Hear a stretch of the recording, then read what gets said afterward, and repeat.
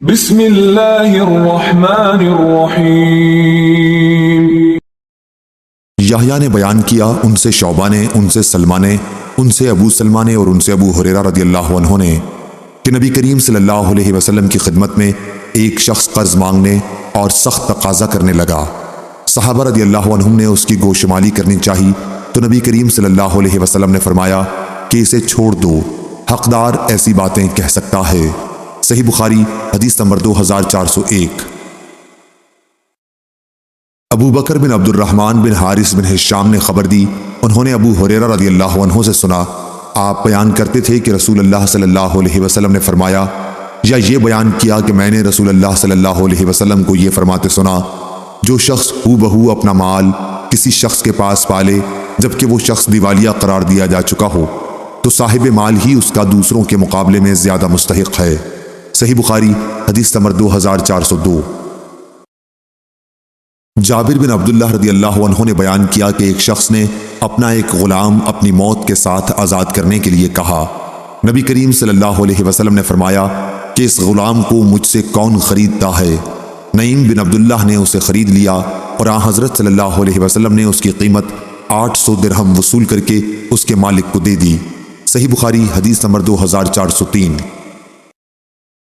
جعفر بن ربیعہ نے بیان کیا، ان سے عبد الرحمن بن حرمز نے اور ان سے ابو ہریرہ رضی اللہ عنہ نے رسول اللہ صلی اللہ علیہ وسلم سے کہ آپ صلی اللہ علیہ وسلم نے کسی اسرائیلی شخص کا تذکرہ فرمایا جس نے دوسرے اسرائیلی شخص سے قرض مانگا تھا اور اس نے ایک مقررہ مدت کے لیے اسے قرض دے دیا تھا۔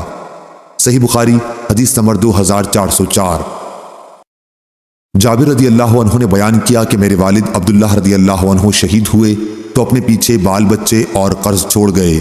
میں قرض خواہوں کے پاس گیا کہ اپنا کچھ قرض معاف کر دیں، لیکن انہوں نے انکار کیا۔ پھر میں نبی کریم صلی اللہ علیہ وسلم کی خدمت میں حاضر ہوا اور آپ صلی اللہ علیہ وسلم سے ان کے پاس سفارش کروائی، انہوں نے اس کے باوجود بھی انکار کیا۔ آخر آپ صلی اللہ علیہ وسلم نے فرمایا کہ اپنے باغ کی تمام کھجور کی قسمیں الگ الگ کر لو، عزق بن زید الگ، لین الگ اور اجوا الگ، یہ سب عمدہ قسم کی کھجوروں کے نام ہیں، اور اس کے بعد قرض خواہوں کو بلاؤ اور میں بھی آؤں گا۔ چنانچہ میں نے ایسا کر دیا۔ جب نبی کریم صلی اللہ علیہ وسلم تشریف لائے تو آپ صلی اللہ علیہ وسلم ان کے ڈھیر پر بیٹھ گئے اور ہر قرض خواہ کے لیے معاف شروع کر دی، یہاں تک کہ سب کا قرض پورا ہو گیا اور کھجور اسی طرح باقی بچ رہی جیسی پہلے تھی، گویا کسی نے اسے چھوا تک نہیں ہے۔ صحیح بخاری حدیث نمبر 2405۔ اور ایک مرتبہ میں نبی کریم صلی اللہ علیہ وسلم کے ساتھ ایک جہاد میں ایک اونٹ پر سوار ہو کر گیا۔ اونٹ تھک گیا، اس لیے میں لوگوں سے پیچھے رہ گیا۔ اتنے میں نبی کریم صلی اللہ علیہ وسلم نے اسے پیچھے سے مارا اور فرمایا کہ یہ اونٹ مجھے بیچ دو، مدینے تک اس پر سواری کی تمہیں اجازت ہے۔ پھر جب ہم مدینے سے قریب ہوئے تو میں نے نبی کریم صلی اللہ علیہ وسلم سے اجازت چاہی، عرض کیا کہ یا رسول اللہ صلی اللہ علیہ وسلم، میں نے ابھی نئی شادی کی ہے۔ آپ نے دریافت فرمایا کنواری سی کی ہے یا بیوہ سے؟ میں نے کہا کہ بیوہ سے۔ میرے والد عبداللہ رضی اللہ عنہ شہید ہوئے تو اپنے پیچھے کئی چھوٹی بچیاں چھوڑ گئے ہیں، اس لیے میں نے بیوہ سے کی تاکہ انہیں تعلیم دے اور ادب سکھاتی رہے۔ پھر آپ نے فرمایا اچھا اب اپنے گھر جاؤ۔ چنانچہ میں گھر گیا۔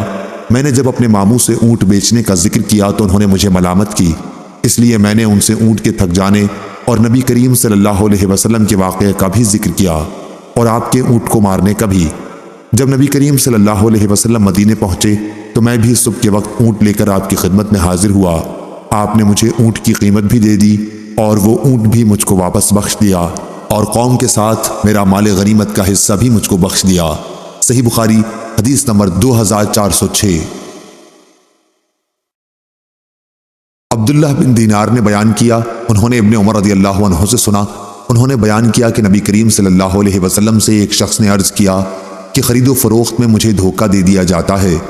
آپ صلی اللہ علیہ وسلم نے فرمایا کہ جب خرید و فروخت کیا کرے تو کہہ دیا کر کہ کوئی دھوکہ نہ ہو۔ چنانچہ پھر وہ شخص اسی طرح کہا کرتا تھا۔ صحیح بخاری حدیث نمبر 2407۔ مغیرہ بن شعبہ رضی اللہ عنہ نے بیان کیا کہ نبی کریم صلی اللہ علیہ وسلم نے فرمایا اللہ تعالیٰ نے تم پر ماں اور باپ کی نافرمانی، لڑکیوں کو زندہ دفن کرنا، واجب حقوق کی ادائیگی نہ کرنا اور دوسروں کا مال ناجائز طریقے پر دبا لینا حرام قرار دیا ہے۔ اور فضول بکواس کرنے اور کثرت سے سوالات کرنے اور مال ضائع کرنے کو مکروہ قرار دیا ہے۔ صحیح بخاری حدیث نمبر 2408۔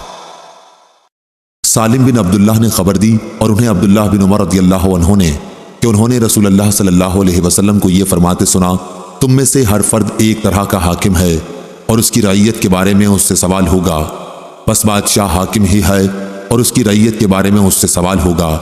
ہر انسان اپنے گھر کا حاکم ہے اور اس سے اس کی رعیت کے بارے میں سوال ہوگا۔ عورت اپنے شوہر کے گھر کی حاکم ہے اور اس سے اس کی رعیت کے بارے میں سوال ہوگا۔ خادم اپنے آقا کے مال کا حاکم ہے اور اس سے اس کی رعیت کے بارے میں سوال ہوگا۔ انہوں نے بیان کیا کہ یہ سب میں نے رسول اللہ صلی اللہ علیہ وسلم سے سنا تھا، اور میں سمجھتا ہوں کہ نبی کریم صلی اللہ علیہ وسلم نے یہ بھی فرمایا تھا کہ مرد اپنے والد کے مال کا حاکم ہے اور اس سے اس کی رعیت کے بارے میں سوال ہوگا، بس ہر شخص حاکم ہے اور ہر شخص سے اس کی رعیت کے بارے میں سوال ہوگا۔ صحیح بخاری حدیث نمبر 2409۔